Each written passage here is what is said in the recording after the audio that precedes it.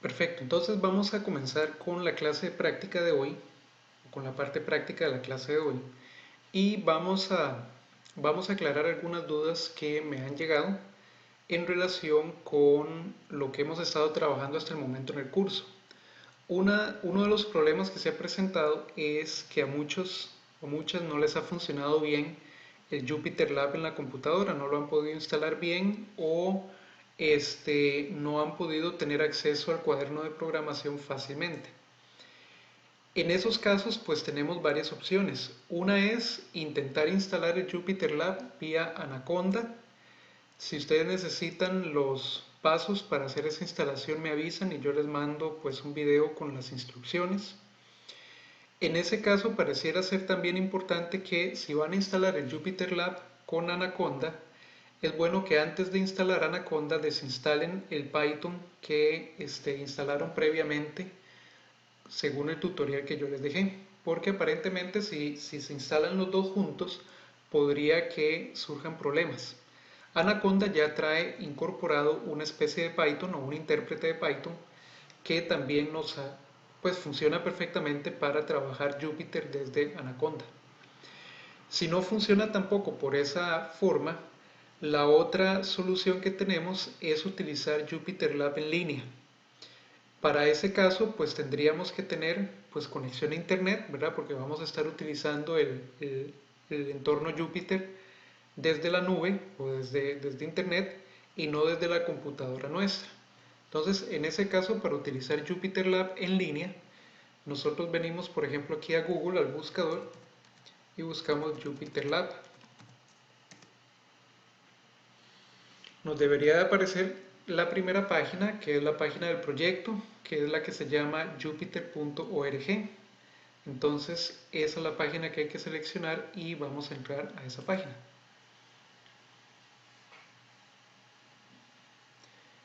Entonces nos aparece la página de Jupyter y una de las opciones que nos brindan es utilizar Jupyter directamente en nuestro buscador, en nuestro navegador. Entonces vamos a ingresar esta opción. Si ustedes ingresan acá, pues básicamente les va a lanzar las mismas instrucciones de instalación que yo les dejé en el video tutorial.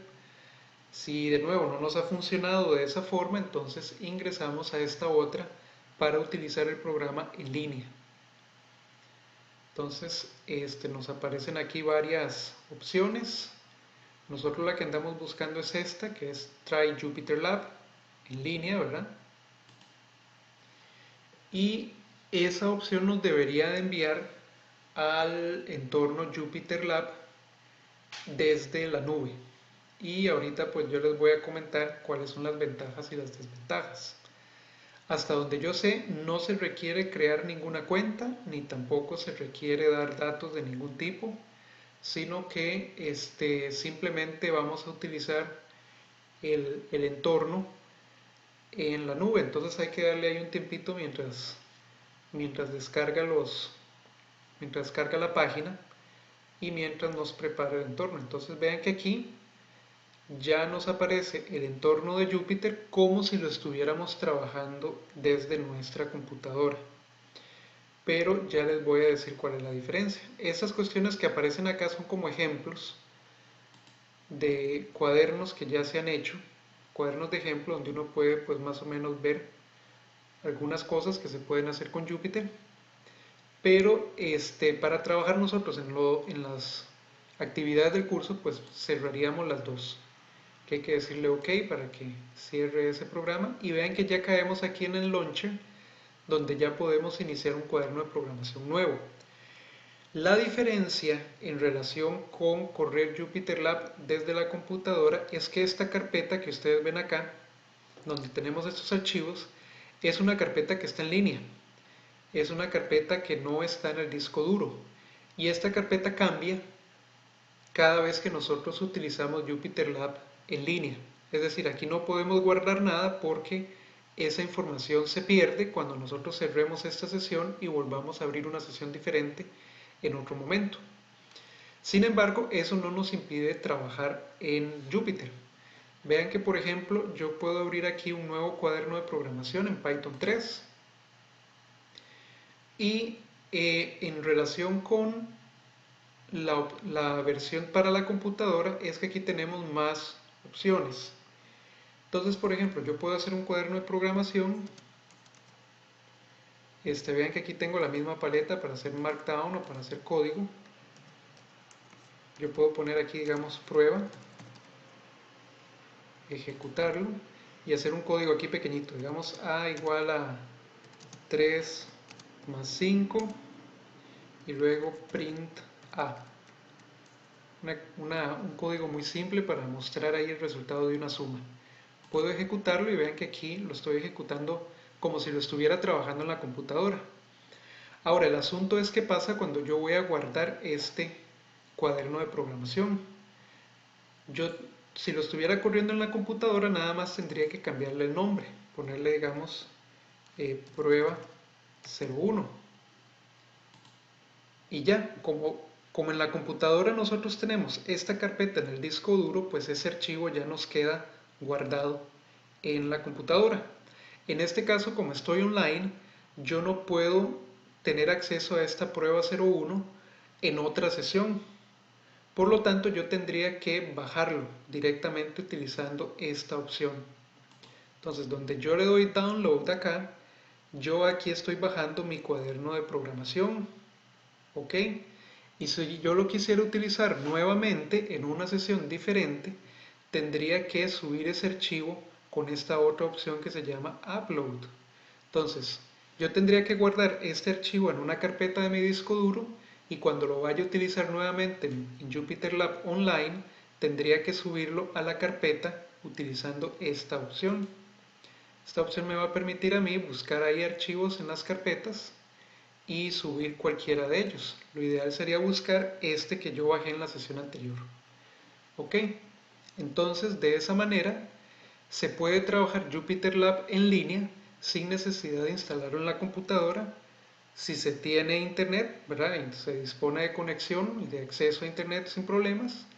Y el único detalle es que habría que estar bajando un archivo cada vez que ustedes terminan de trabajar una sesión y subiendo el archivo nuevamente a la carpeta cuando ustedes quieran volver a trabajar en ese cuaderno de programación. Sin embargo, por lo demás, funcionan exactamente iguales. Ok, entonces esa sería la, la primera duda que vamos a trabajar el día de hoy. Vamos a ver otras más. La otra duda que también me hicieron llegar ustedes es que a muchos no les apareció el intérprete de Python a la hora de crear un proyecto nuevo. Entonces vamos a ver cómo se podría resolver eso. Cuando yo vengo, digamos, a crear un proyecto nuevo, digamos el proyecto práctica 03, yo expandí esta pestaña para ver los tipos de intérprete que tenemos en la máquina. En algunos casos esta opción no apareció o desapareció en blanco. Es decir, que el PyCharm no pudo encontrar el intérprete de Python que nosotros instalamos al inicio del curso. Entonces, en ese caso, hay que utilizar el, el intérprete virtual. Es decir, PyCharm va a crear un intérprete específico para el proyecto que nosotros vamos a estar utilizando. Ahora, eso tiene ventajas y desventajas. Las ventajas es que, digamos, es un intérprete más pequeño. La desventaja es que va a tener que estar bajando constantemente paquetes y librerías conforme nosotros vamos creando el proyecto y eso requiere también pues de conexión a internet y cada vez que abrimos el proyecto pues PyCharm va a tener que bajar todo eso directamente y eso lo podría hacer un poquito más lento. Pero digamos que entonces yo voy a utilizar el intérprete virtual para crear el proyecto. Ok, entonces el proyecto se arma, ya lo vamos a ver, y luego vamos a ver cómo podemos cambiarlo. Ven que ahora la creación del proyecto es un poco más lenta, y eso es porque aquí está empezando a bajar una serie de cuestiones de internet para preparar el intérprete de nuestro proyecto. Entonces el asunto se vuelve un poco más lento. Mientras que si nosotros utilizamos el intérprete de Python que instalamos al inicio, pues ese proceso se hace más rápido porque ya todo eso lo tenemos en la computadora. Ok, entonces aquí tenemos que darle tiempo a que termine y a que haga el proyecto. Ok, pareciera que aquí ya está listo. Y vean que nosotros sabemos que tenemos un intérprete virtual porque nos aparece esta carpeta que se llama venv. Esa es la carpeta donde básicamente está el intérprete. Sin embargo, nosotros podemos crear aquí también archivos de programa. Por ejemplo, yo puedo venir aquí a darle clic derecho a práctica 3, decirle nuevo, un archivo de Python y vamos a ponerle un nombre, digamos ejemplo 01, por decir algo. Entonces, una vez que tenemos ejemplo 01, ya lo podríamos utilizar, pero estamos utilizando el intérprete virtual. ¿Cómo hacemos para eventualmente cambiarlo a utilizar el intérprete que nosotros instalamos en la computadora? Es decir, el Python que nosotros ya tenemos instalado. Tendríamos que ir aquí al proyecto, darle clic derecho para ir a... No, perdón, es aquí seleccionando práctica 3 y dándole clic aquí en Settings o eventualmente en File, Settings, cualquiera de las dos, para ir a esta ventana de configuración. En esta ventana vamos a cerrar esta pestaña y vamos a ir a esta que dice Project, práctica 3 y vamos a seleccionar el Python Interpreter. Entonces vean que aquí es donde tenemos el intérprete de Python y tenemos las librerías que tenemos y que podemos utilizar en nuestro programa. Vean que son muy pocas. ¿Por qué? Porque, de nuevo, el intérprete virtual está hecho para instalar las librerías que nosotros vamos usando en cada programa. Pero esas librerías hay que bajarlas cada vez que utilizamos ese intérprete virtual. Entonces se vuelve más, digamos, ineficiente para nuestro caso. Si nosotros quisiéramos utilizar otro, tendríamos que venir acá y aquí debería de aparecer el intérprete que nosotros tenemos instalado. Si no les aparece aquí el intérprete instalado, ya este es el del disco duro, vean que hace referencia a una carpeta que es donde está el Python instalado. Si a nosotros no nos aparece ese mensaje en la lista es porque PyCharm no pudo encontrarlo. Entonces, si a ustedes no les aparece este intérprete de acá, que es el intérprete que está instalado en el disco duro, si solo les aparece el virtual, pues vamos a tener que ir a agregarlo a mano. Y para hacer eso, vamos a ir aquí a este botón y le vamos a decir Add. Entonces, en esta ventana que tenemos aquí, vamos a ir a decirle a PyCharm que busque un intérprete existente, porque de nuevo ya lo tenemos instalado en el disco duro.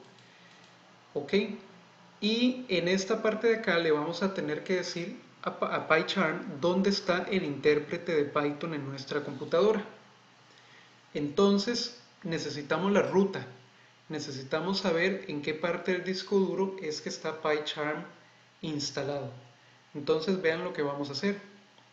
Vamos a ir a la ventana de comando rápidamente.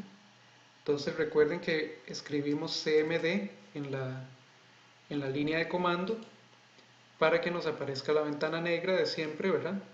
Y aquí, en esta parte, en cualquier carpeta, la que a ustedes les aparezca por defecto, vamos a introducir el comando where python. ¿Ok? Ese comando nos va a devolver las rutas en la computadora donde está el intérprete de Python, el archivo ejecutable de Python. En mi caso, yo tengo dos, pero puede ser que a ustedes les aparezca solo una. Y normalmente es la primera y es la que tiene como este formato. Normalmente está en users, el nombre de la computadora de ustedes, AppData, locals, programs, Python, Python 3832, python.exe. Esta es la ruta que nosotros andamos buscando. Entonces la vamos a seleccionar aquí con el mouse y le vamos a decir control C para copiarla. Ok, ya la copiamos, nos devolvemos a PyCharm y aquí en donde dice Existing Environment vamos a ir a este botón que trae unos puntos y aquí vean que en esta ventana podría ser que no les aparezca la barrita de búsqueda o que haya que activarla con este botón. Entonces ustedes la activan, le dan control V para pegar la ruta que acabamos de copiar y PyCharm debería de encontrar ya el archivo .exe. Entonces ustedes lo seleccionan, vean lo que aquí está, ese es el archivo al que hace referencia esta ruta y le dicen OK. Entonces ya aquí le están diciendo a PyCharm dónde está el intérprete de Python que nosotros vamos a usar.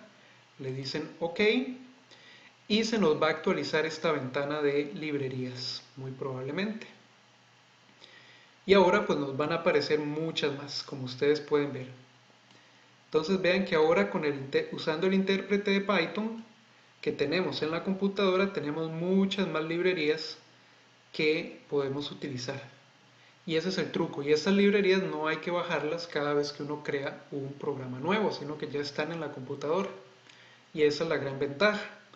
Entonces ya una vez que esto se actualiza y está listo, le dicen aplicar y le dicen OK. Y entonces ya pueden dejar de usar esta carpeta o la pueden borrar si ustedes quieren. Y ya aquí podemos utilizar Python con el intérprete en el disco duro, no con normalidad. Ok, entonces esos son los pasos si necesitan ustedes decirle a PyCharm cómo configurar el intérprete en el caso de que no les haya aparecido desde el puro principio el intérprete del disco duro cuando crearon el proyecto. Ok, entonces esa sería otra forma en la que podemos hacerlo a mano. Vamos a ver otras preguntas también. Bien, entonces voy a cerrar este proyecto, voy a ir a File, Close Project y volvemos a esta ventana que está acá. Voy a ir a abrir ahora el mismo proyecto en el que estuvimos trabajando la semana pasada que se llamaba Práctica 2. Voy a ir a abrirlo nuevamente. En ese proyecto teníamos 3 archivos, ¿verdad? Que se llamaba discriminante, programa 1 y programa 2. Entonces voy a abrir el archivo de discriminante y este es el archivo que nosotros estuvimos trabajando la otra vez, ¿verdad? En el que le pedíamos al usuario 3 valores, los valores de A, B y C, que son a su vez los coeficientes de un trinomio, y el programa nos devolvía el discriminante, ¿verdad? Y nos lo mostraba en pantalla. Entonces, vean que aquí ya está listo para ser ejecutado, ¿verdad? El archivo discriminante, por lo que entonces yo le puedo dar run para ejecutarlo. Entonces, vean que aquí me aparece la ventana de consola y yo aquí digito los números. Una cosa importante es que, por ejemplo, si yo digito A igual 1, B igual 1 y C igual 1, me aparece el resultado como un número complejo, ¿verdad? Porque con estos coeficientes el trinomio no es factorizable en R, o sea, no tiene un discriminante real, sino que es un discriminante imaginario. Y aquí ustedes pueden ver que la computadora nos está diciendo eso, nos está devolviendo el discriminante como un número complejo, es decir, tenemos la raíz cuadrada de un número negativo. Entonces vean que pues obviamente los programas en Python pueden manejar resultados en la forma de números complejos. Ahora, una pregunta que me hicieron muchos fue en relación con la ejecución del programa fuera de Python. Y esa es una duda pues muy interesante. Voy a ir un momentito al explorador y voy a ir a buscar ese programa, el archivo .py, ¿verdad? Que ya sabemos que queda en una carpeta que se llama PyCharm Projects, que está normalmente en el usuario de ustedes en la computadora. Entonces voy a ingresar ahí. Ahí tengo los proyectos que he estado trabajando. Aquí ustedes pueden borrar proyectos si ustedes quieren también, ¿verdad? Si ya no los ocupan o si era un proyecto de prueba que ya no van a usar más, pueden borrar la carpeta completamente de acá. El archivo discriminante está en práctica 02 y vean lo que aquí está. Ese es el archivo PY. ¿Qué pasa si yo lo ejecuto fuera de PyCharm? Digamos acá. Le doy doble clic y me aparece la ventana negra con el programa que nosotros hicimos. Lo que pasa es que ahora esto es únicamente la ventana de consola, que es equivalente a esta ventanilla que tenemos acá abajo en PyCharm. Es básicamente lo mismo. Lo que pasa es que aquí, en esta otra, yo nada más tengo el programa, no tengo a PyCharm.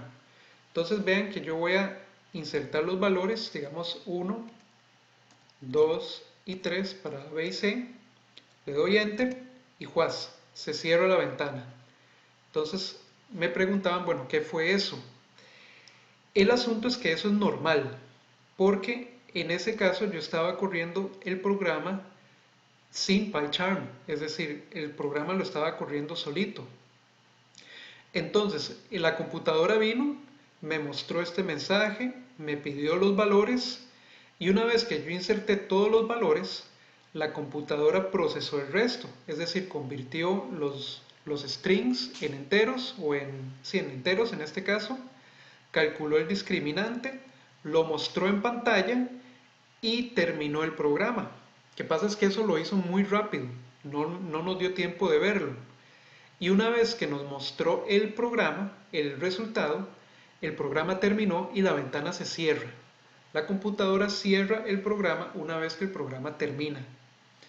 Si nosotros queremos que la ventana se quede abierta, tenemos que entretener a la computadora de alguna manera. Tenemos que decirle que haga una pausa. Y una forma muy fácil de hacerlo, en este archivo, por ejemplo, de discriminante, es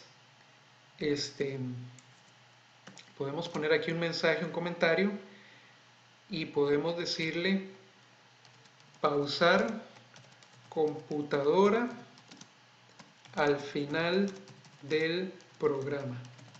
O sea, ocupamos detener a la computadora al final del programa para que no nos cierre la ventana de programa, la ventana negra. Entonces lo que vamos a hacer es simplemente, digamos, darle un input con la instrucción input, entre paréntesis, presione cualquier tecla para continuar. Continuar. Ok, de esta manera la computadora se va a quedar esperando al final que nosotros estripemos cualquier tecla en el teclado para completar el programa y por ende para cerrar la ventana. Entonces vean que lo voy a salvar y lo voy a ejecutar aquí en PyCharm primero con el botón de Run. Entonces nuevamente me pide los valores de A, B y C, digamos 1, 3 y 2. Me lanza el resultado, el discriminante del trinomio es 1 y ahora me dice presione para cualquier tecla para continuar.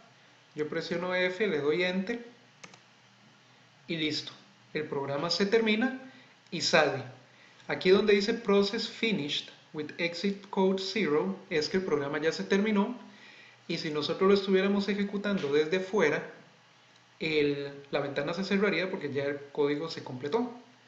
Ahora vean lo que pasa si yo lo corro desde afuera. Voy a ir a discriminante, ya este archivo se actualizó, ¿verdad? En el momento en el que yo lo salvé en PyCharm.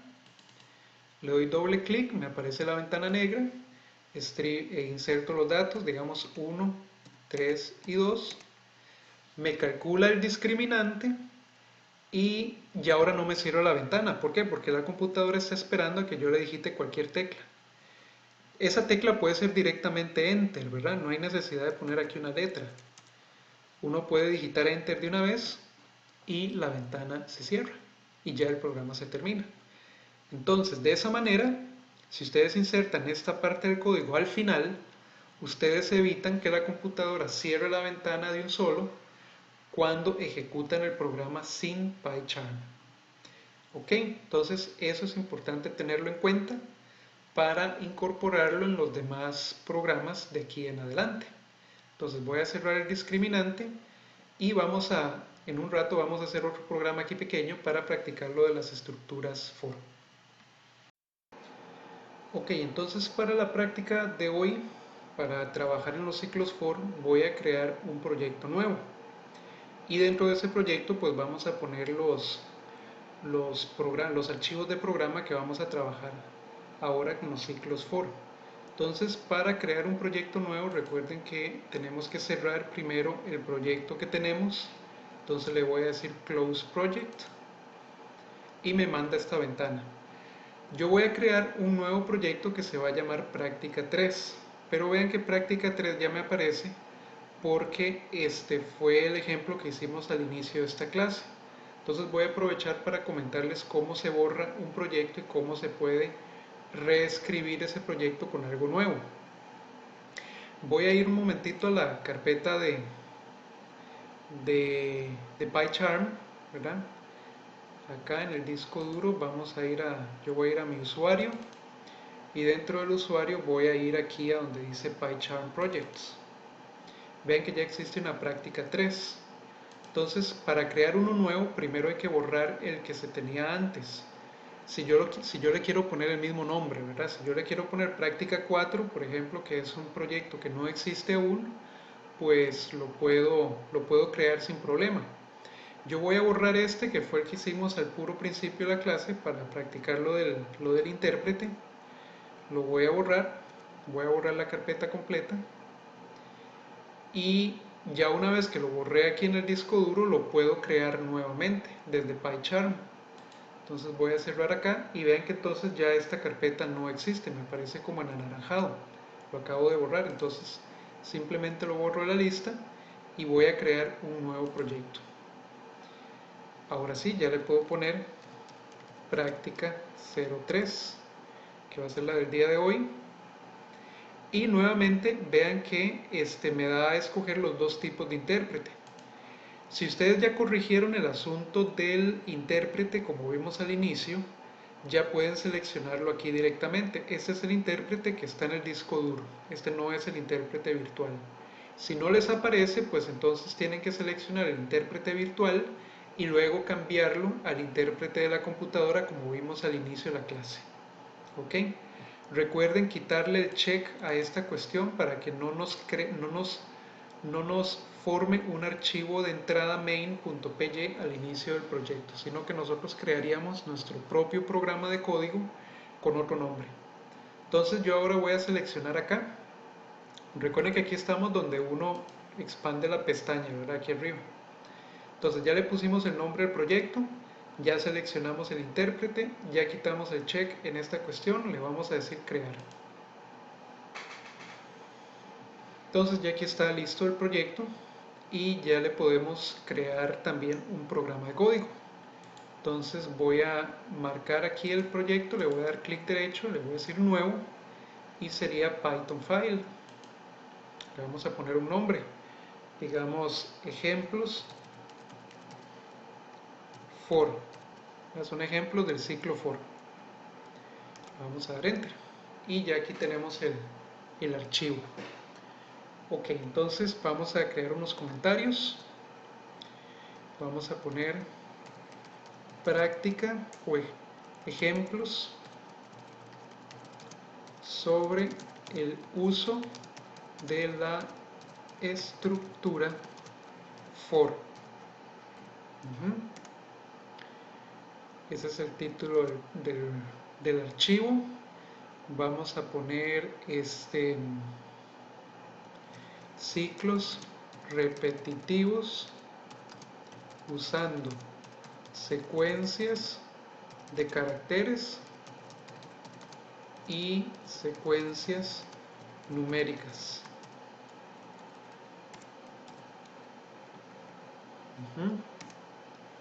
Vamos a poner también el usuario, es mi nombre.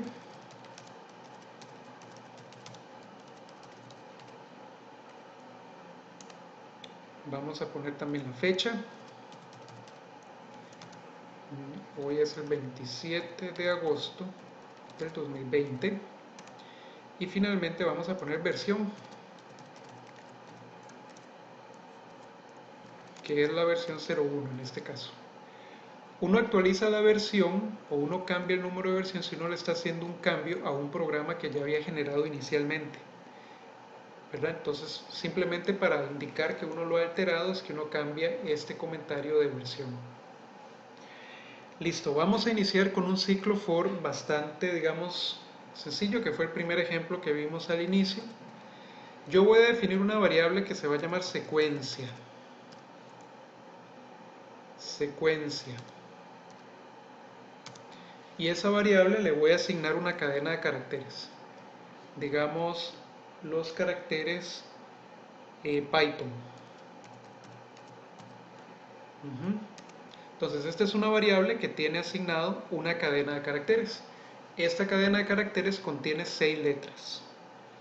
Entonces, voy a hacer el ciclo for aquí, for, y tengo que crear una variable temporal, digamos letra.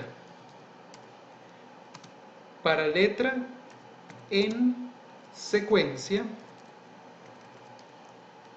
dos puntos, y aquí entonces es donde ponemos el grupo de instrucciones que nosotros queremos ejecutar para cada letra dentro de la secuencia Python, ¿verdad? Porque recuerden que secuencia contiene esto, y letra va a ir recorriendo cada una de las letras de la secuencia, y por cada una de las letras va a ejecutar lo que nosotros pongamos aquí.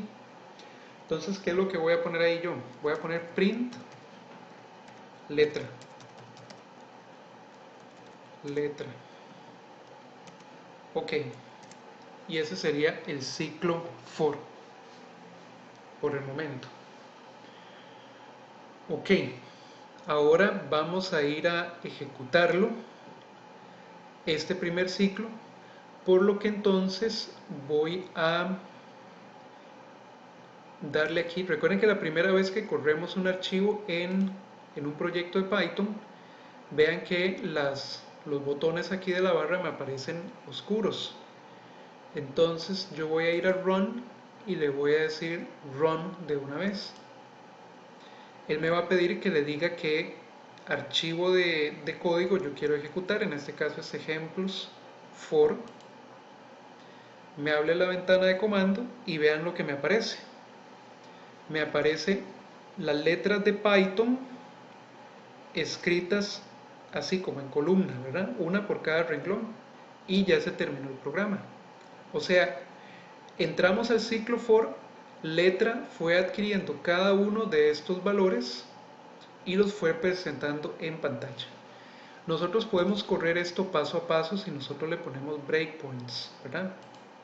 Entonces yo voy a poner aquí un par de breakpoints para frenar el programa, y voy a irlo ejecutando paso a paso para que ustedes lo vean.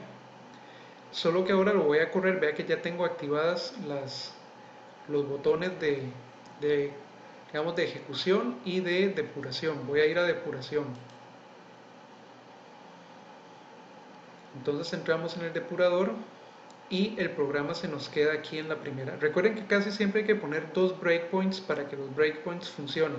Si ponemos solo uno, pues es probable que no funcione. Entonces vean que en la primera instrucción vamos a definir secuencia.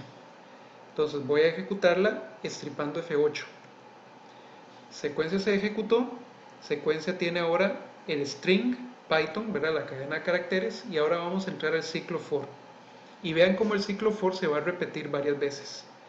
Voy a entrar dándole F8, y vean aquí donde letra se crea como variable y se le asigna una P, la P mayúscula que está al inicio de la secuencia. Entonces para la primera corrida, letra va a tener P. La vamos a imprimir en pantalla, vean aquí donde aparece, y ahora volvemos al ciclo for, ¿verdad? Entonces, ahora que lo vuelve a ejecutar, letra va a tener la segunda letra de la secuencia, que es una Y, la presentamos en pantalla.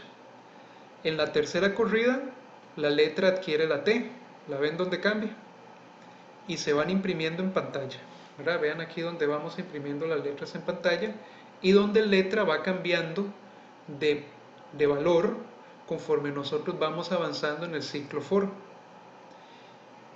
Si lo volvemos a ejecutar, ahora vamos con la H, la presentamos en pantalla, Ejecutamos de nuevo, tenemos la O, la presentamos en pantalla. Ahora letra adquiere la N, la presentamos en pantalla y ya N era la última letra de la secuencia. Por lo tanto, donde yo vuelvo a estripar F8, salimos del programa. Salimos de la estructura for y salimos por ende también del programa, porque es lo único que tenemos en este momento. Y aquí nos queda impresa nuevamente la cadena de caracteres Python. Ok, entonces vean que ejecutando a paso ustedes pueden ver efectivamente todos los ciclos de la secuencia for o de la estructura for, mientras que si lo ejecutamos con run se ve toda junta, ¿verdad? Se ejecutan todas al mismo tiempo rápidamente. Vamos a agregarle aquí un cambio y vamos a colocar el argumento end igual y voy a poner un espacio entre comillas. Recuerden que esta secuencia end lo que hace es evitar que Python pase a la siguiente línea por cada letra que nosotros escribimos, sino que las vaya escribiendo todas al mismo, una a la par de la otra, y que nos deje un espacio entre cada letra. Bien, entonces ya lo actualicé y lo voy a correr de nuevo, esta vez de forma continua, para ver el cambio. Y vean ahora donde me escribe las letras Python todas seguidas, ¿verdad? Ahora, si yo coloco una coma y un espacio aquí entre las comillas y lo vuelvo a ejecutar, vean donde me aparece una coma entre las letras, incluyendo la última, ¿verdad? Porque la última N, cuando se imprime también con la coma. Entonces, de esta manera ustedes pueden formatear o darle formato al texto o a lo que ustedes están presentando en pantalla. Otro detalle que vamos a ver es, por ejemplo, vamos a poner un print fuera del ciclo for y vamos a escribir final del ciclo for. Ahora vean qué interesante, del me lo está marcando como en anaranjado, y esto es porque se me olvidó colocar las comillas. Entonces ella pensó que yo le estaba dando un comando y por eso me marcó ciertas palabras en otro color.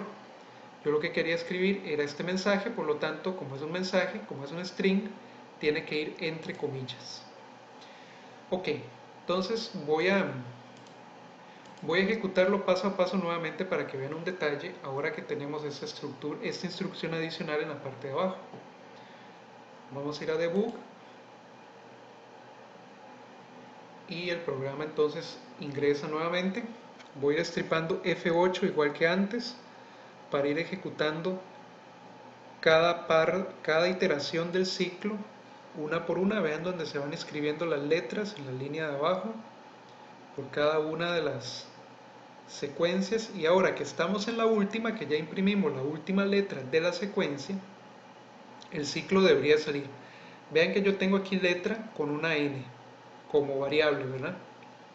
Entonces donde le doy F8 salgo de la estructura y me queda la string N con el último valor que adquirió, ¿verdad?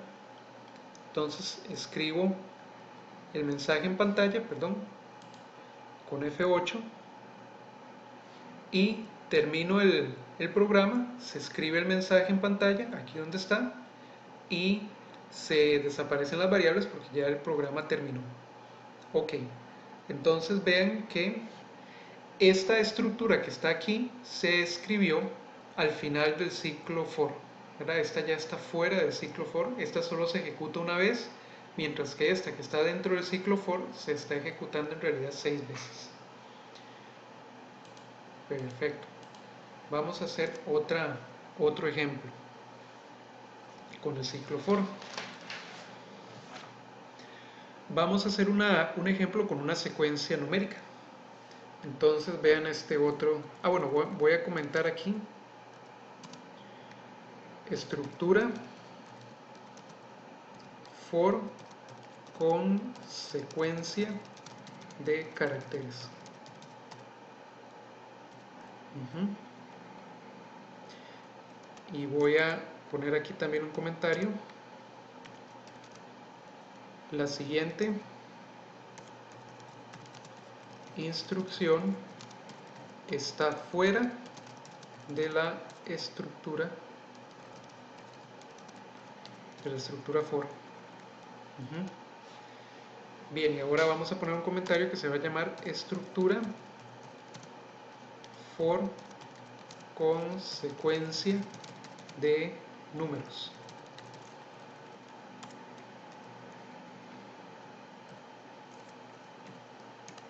Ok, vamos a escribir lo siguiente. Voy a poner for, digamos, número, desde número o para número dentro de. Y yo puedo también definir la secuencia justo en la instrucción for. Eso también se puede hacer. Vean que aquí arriba yo primero definí secuencia y luego utilicé secuencia en la instrucción del for.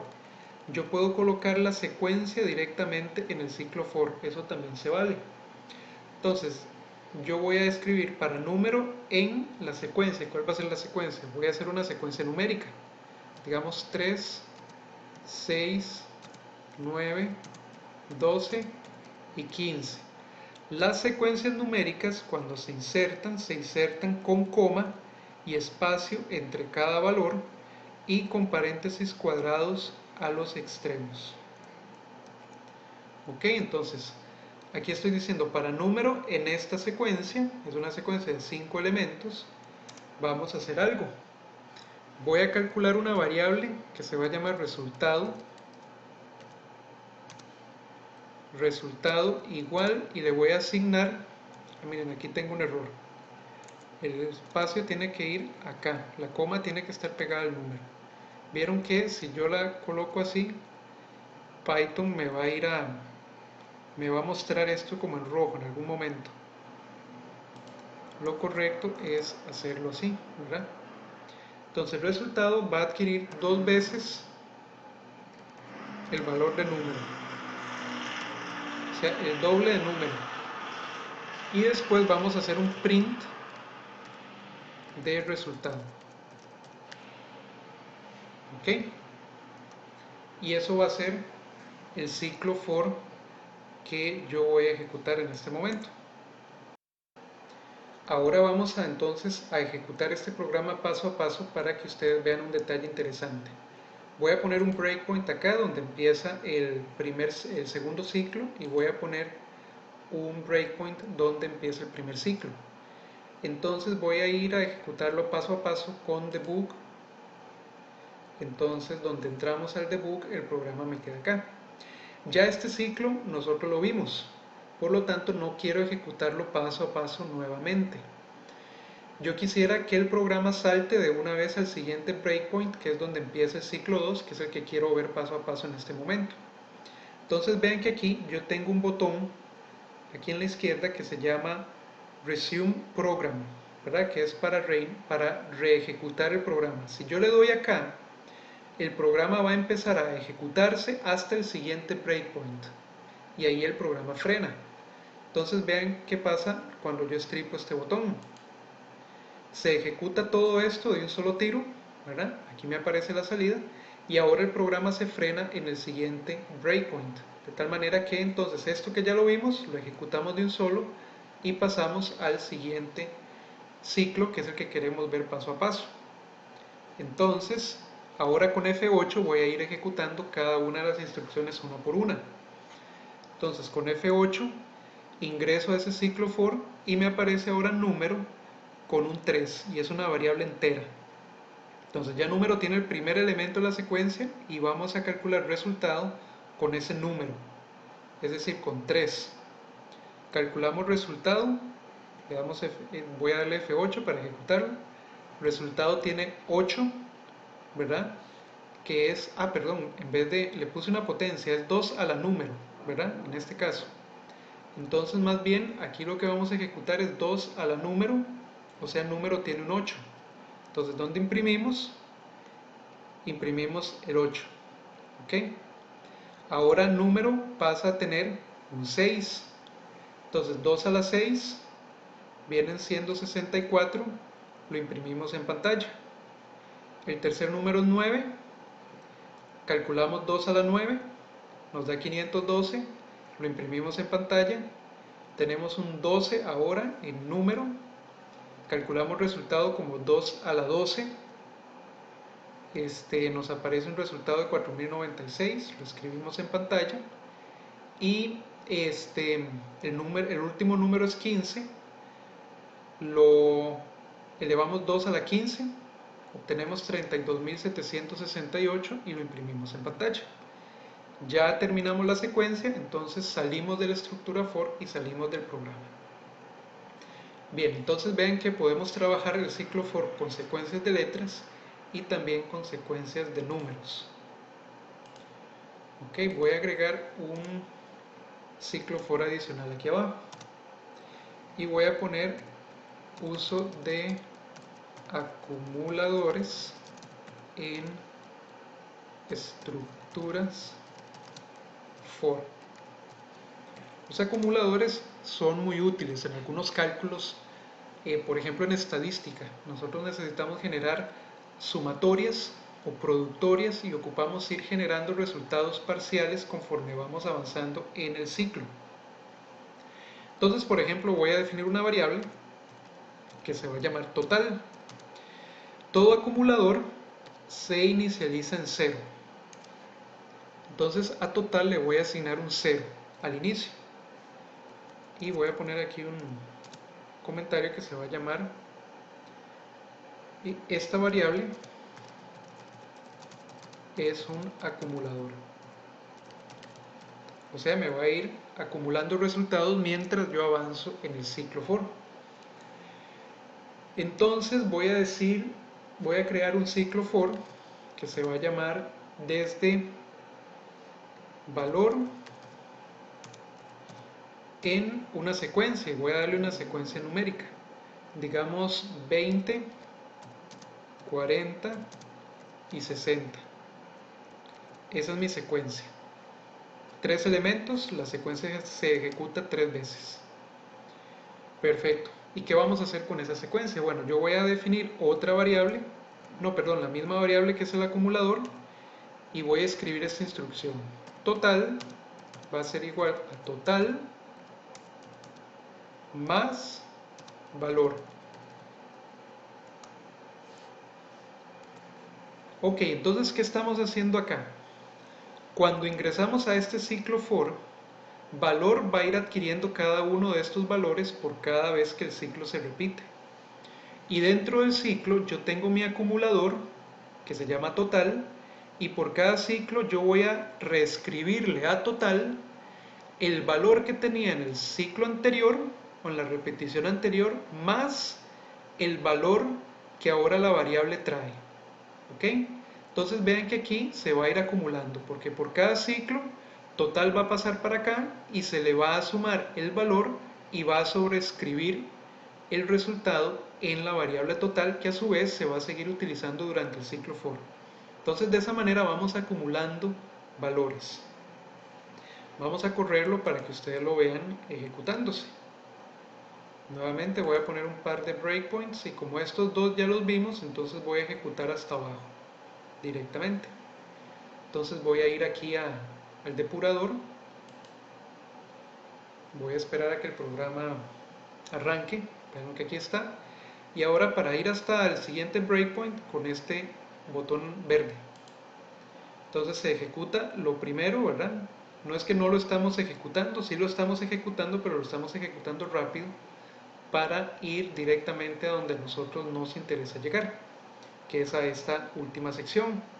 Entonces con F8 voy a ir ejecutando instrucción por instrucción la parte de este ciclo. Entonces total se define con un 0, y cuando entro el primer ciclo de valor, valor adquiere el valor de 20, que es el primer número de la secuencia. Entonces total ahorita tiene un 0, pero le vamos a sobreescribir un nuevo valor, y ese nuevo valor va a ser el resultado de lo que tiene total en este momento, que es 0, más lo que tiene valor en este momento, que es un 20. Es decir, 0 más 20 me va a dar 20 y ese valor se lo voy a escribir nuevamente a total. Entonces, donde yo estripo F8, vean que a total le asignamos ahora un 20. ¿Ok? Vamos al siguiente ciclo, a la siguiente corrida del ciclo for, y ahora la variable valor adquiere un 40. Entonces, ¿qué valor le vamos a colocar a total en este momento? Total va a adquirir el resultado de lo que tiene total en este momento más lo que tiene valor. Total tiene 20, valor tiene 40, nos debería dar un 60. Ese 60 se lo vamos a escribir nuevamente a total. Entonces vean que total se actualiza en 60 y vamos por la tercera iteración del ciclo. Entonces en la tercera iteración del ciclo, la variable valor adquiere un 60. ¿Y cuánto traía total? Total traía también 60. Por lo que en esta iteración, total va a recibir el valor, va a recibir el resultado de sumar lo que tiene total en este momento más lo que tiene valor. O sea, ambas están en 60, vamos a adquirir un 120. Entonces, total adquiere un 120, ya completamos la tercera iteración del ciclo y ya salimos. ¿Ok?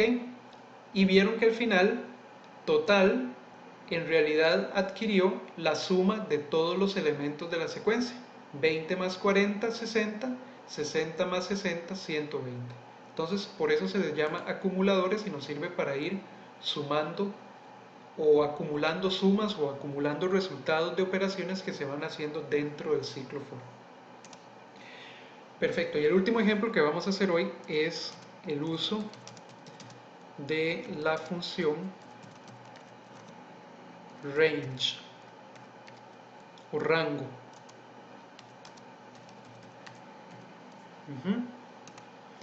Y esa, como vimos ahorita en la teoría, esa función range nos permite crear secuencias de elementos numéricos con un cierto número de elementos que nosotros especificamos. Entonces voy a crear una nueva secuencia y a esa secuencia le voy a asignar,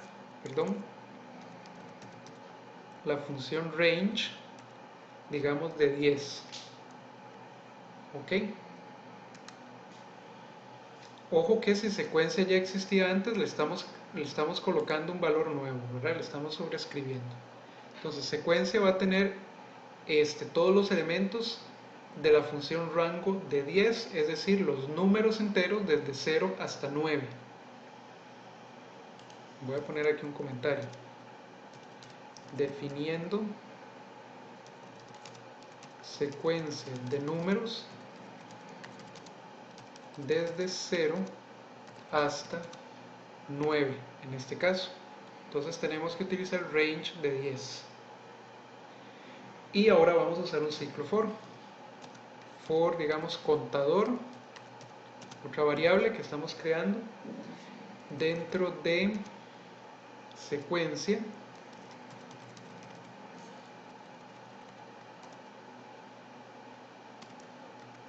Y vamos a hacer lo siguiente.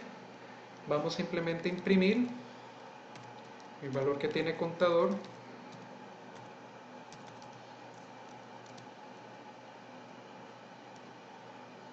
y vamos a separar los valores o los números con un espacio nada más. Ok, entonces vean que yo puedo poner un breakpoint acá para llegar hasta este punto y vean que el otro breakpoint lo voy a dejar aquí en el tercero para que también ustedes vean qué ocurre cuando el breakpoint no está al puro inicio del programa. Ya tengo el programa listo, vean que no tengo errores. Le voy a decir debug o depurar y el programa va a ir a caer al primer breakpoint, que en este caso está en el tercer ciclo. Ya ejecutó todo esto y vean que ya aquí me aparecen los resultados, ¿verdad? De los primeros dos ciclos. Voy a darle el botón verde para pasar al cuarto ciclo de un solo tiro. Entonces ya esto se ejecutó también. Vean aquí donde está la variable total con un 120 y valor que tenía el último valor que se utilizó, que era 60. y ahora estamos en el último ciclo. Aquí voy entonces con F8 a ir paso a paso. Vean lo que ocurre cuando yo creo secuencia. Secuencia ahora me aparece como una variable diferente. ¿La ven?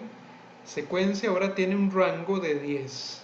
Es decir, tiene todos los números en el rango desde 0 a 10 sin contar el 10, ¿verdad? El último valor que va a tener es un 9. Perfecto, entonces ahora con esa secuencia vamos a ir paso a paso ejecutando el ciclo for. Entonces contador va a ir a tomar el primer número de secuencia. No nos muestra la secuencia completa porque estas secuencias pueden hacerse muy largas. Si las mostramos aquí con todos los valores sería imposible verlas completas. Pero los valores están ahí, entre 0 y 9. El primero va a ser 0, imprimimos 0, vamos al segundo, el segundo es 1, imprimimos el 1, pasamos al 2, y ahí vamos poco a poco imprimiéndolos cada uno. 4, imprimimos 4, 5, 6 ahora, imprimimos el 6, pasamos al 7, imprimimos el 7, luego el 8, 9 que es el último, ¿verdad? Lo imprimimos y ya después de 9 no hay más elementos en la secuencia. Por lo tanto, terminamos el programa. ¿Ven?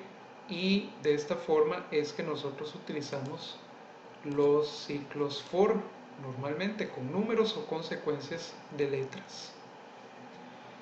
Y este sería entonces todo por la práctica de esta clase. Luego nos veríamos en un próximo video. Recuerden salvarlo, ¿verdad? Y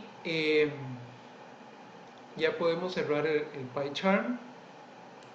Ya lo terminamos de usar, le decimos que sí y salimos del programa. Ok, entonces nos veríamos en un próximo video con la siguiente clase del curso. Muchas gracias.